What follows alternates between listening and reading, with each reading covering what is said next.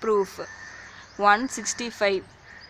A fraudulent mortgages or sale, a fraudulent gift or acceptance, and any transaction where he detects a fraud, the judge shall declare null and void. 166. If the debtor be dead and the money borrowed was expended for the family, it must be paid by the relatives out of their own estate, even if they are divided. 167. Should even a person wholly dependent make a contract for the behoof of the family, the master of the house, whether living in his own country or abroad, shall not rescind it. 168. What is given by force, what is enjoyed by force, also what has been caused to be returned by force, and all other transactions done by force, Manu has declared void. 169. 3 suffer for a sake of others, witnesses, a surety, and judges, but 4 enrich themselves through others, a brahmana, a money lender, a merchant, and a king. 170. No king, however indigent, shall take anything that ought not to be taken, nor shall he, however wealthy, decline taking that what he ought to take, be it ever so small.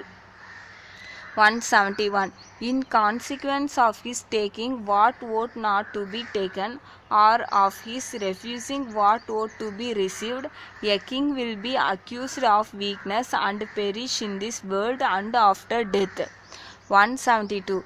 By taking his due, by preventing the confusion of the caste varna, and by protecting the weak, the power of the king grows, and he prospers in this world and after death. 173. Let the prince therefore, like Yama, not heeding his own likings and dislikings, behave exactly like Yama, suppressing his anger and controlling himself. 174. But that evil-minded king who in his folly decides causes unjustly, his enemies soon subjugate. 175. If subduing love and hatred he decides the cause according to the law, the hearts of his subjects turn towards him as the rivers run towards the ocean. 176. The debtor who complains to the king that his creditor recovers the debit independently of the court shall be compelled by the king to pay as a fine 1/4 of the sum, and to his creditor the money due. 177. Even by personal labor shall the debtor make good what he owes to his creditor, if he be of the same caste or of a lower one, but a debtor of a higher caste shall pay it gradually when he earns something. 178. According to these rules, let the king equitably decide between men who dispute with each other the matters which are proved by witnesses and other evidence. 179. A sensible man should make a deposit only with a person of good family, of good conduct, well acquainted with the law, veracious, having many relatives, wealthy and honorable. Arya. 180. In whatever manner a person shall deposit anything in the hands of another, in the same manner ought the same thing to be received back by the owner, as the delivery was, so must be the re-delivery. 181. He who restored not his deposit to the depositor at his request may be tried by the judge in the depositor's absence. 182. On failure of witnesses, let the judge actually deposit gold with that defendant under some pretext or other, throw spices of suitable age and appearance, and afterwards demand it back. 183. If the defendant restore it in the manner and shape in which it was bailed, there is nothing of the descriptions in his hands for which other accuse him. 184. But if he restore not that gold as be ought to those spies, then he shall be compelled by force to restore both deposits. That is a settled rule of law. 185. An open or a sealed deposit must never be returned to a near relative of the depositor during the latter's lifetime, for if the recipients dies without delivering them, they are lost, but if he does not die, they are not lost. 186.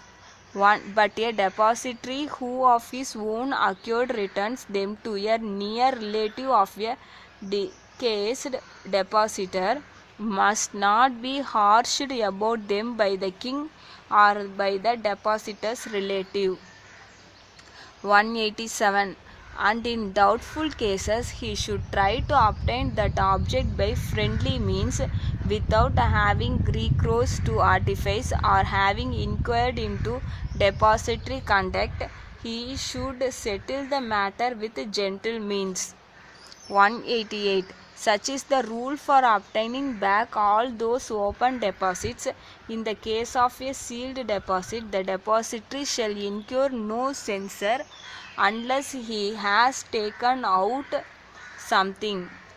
189. A deposit which has been stolen by thieves or washed away by water or burned by fire, the bailey shall not make it good unless he took part of it for himself. 190. Him who appropriates a deposit and him who asks for it without having made it, the judge shall try by all sorts of means and by the oath prescribed in the Veda. 191. He who does not return deposit and he who demands what he never billed shall both be punished like thieves or be compelled to pay a fine equal to the value of the object retained or claimed. 192. The king should compel him who does not restore an open deposit and in like manner him who retains a sealed deposit to pay a fine equal to its value. 193. That man who by false pretenses may possess himself of another's property shall be publicly punished by various modes of corporal or capital chastisement together with his accomplices. 194. If a deposit of a particular description or quantity is bailed by anybody in the presence of a number of witnesses, it must be known to be of that particular description and quantity. The depository who makes false statement regarding it is liable to a fine. 195. But if anything is delivered or received privately, it must be privately returned. As a bailment was, so should be the redelivery. 196. Thus let the king decide causes concerning a deposit and a friendly loan for use without showing undue regard to the depository. 197. If anybody sells the property of another man without being the owner and without the assent of the owner, the judge shall not admit him who is a thief, though he may not consider himself as a thief, as a witness in any case. 198. If the offender is a kinson of the owner, he shall be fined 600 panas.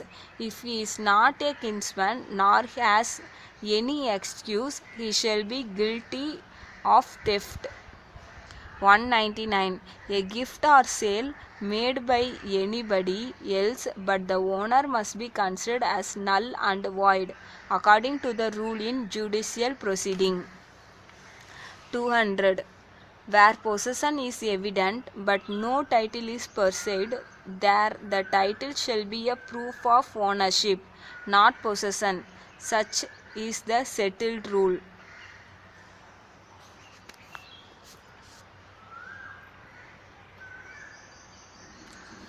201. He who obtains a chattel in the market before a number of witnesses acquires that chattel with a clear legal title by purchase. 202. If the original seller be not producible, the buyer being exculpated by a public sale must be dismissed by the king without punishment, but the former owner who lost the chattel shall receive it back from the buyer. 203. One commodity mixed with another must not be sold as pure, nor a bad one as good, nor less than the proper quantity or weight, nor anything that is not at hand or that is concealed. 204. If after one damsel has been shown, another be given to the bridegroom, he may marry them both for the same price. The Manu ordained. 205. He who gives a damsel in marriage, having first openly declared her blemishes, whether she be insane or afflicted with leprosy or have lost her virginity, is not liable to punishment. 206. If an officiating priest chosen to perform a sacrifice abandons his work, a share only of the fee in proportion to the work done shall be given to him by those who work with him.